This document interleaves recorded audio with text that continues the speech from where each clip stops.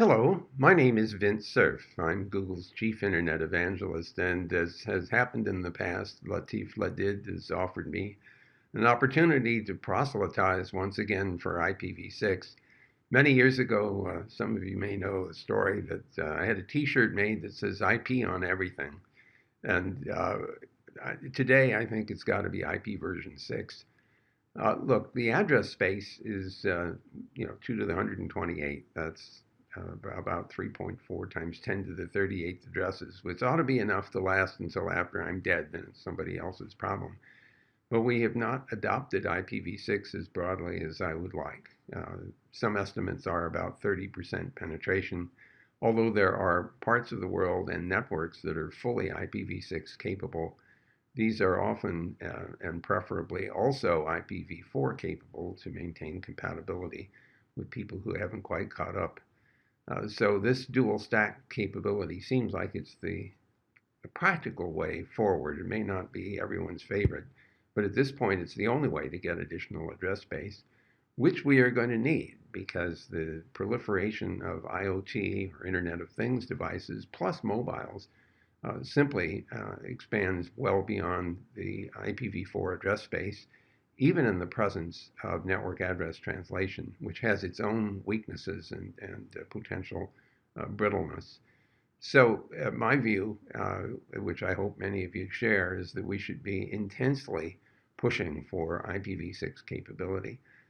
Not too long ago, the American Defense Department issued yet another bulletin asserting that it wanted to see IPv6 only capability by 2025. And here, this is a very important point. IPv6 only is an important capability. Everything has to work with only IPv6, or we won't ever claw ourselves past the IPv4 dependencies, for example, in domain name lookup. But we need to have IPv4 backward compatibility in order to deal with people who haven't yet implemented IPv6. So the dual stack approach really seems like the most pragmatic one for us to take, while also assuring that we can demonstrate IPv6 only capability. Some of the users of IPv6 are beginning to look at the address space scale and asking questions like, what else can they do with it besides simply addressing a larger number of devices? And so a very interesting idea has come up called segment routing, which is a little bit like source routing in the IPv4 design. But there are things that you can do with that might be of some interest in terms of steering traffic in directions that might be preferable. This is not too different than some of the concepts behind MPLS, multi-protocol label switching, which allows one to confine traffic to particular paths in an optical fiber network, for example. So there's room for innovation in the adoption of IPv6, to say nothing of preservation in the sense of being able to maintain the Internet's growth and continued utility into the rest of the 21st century.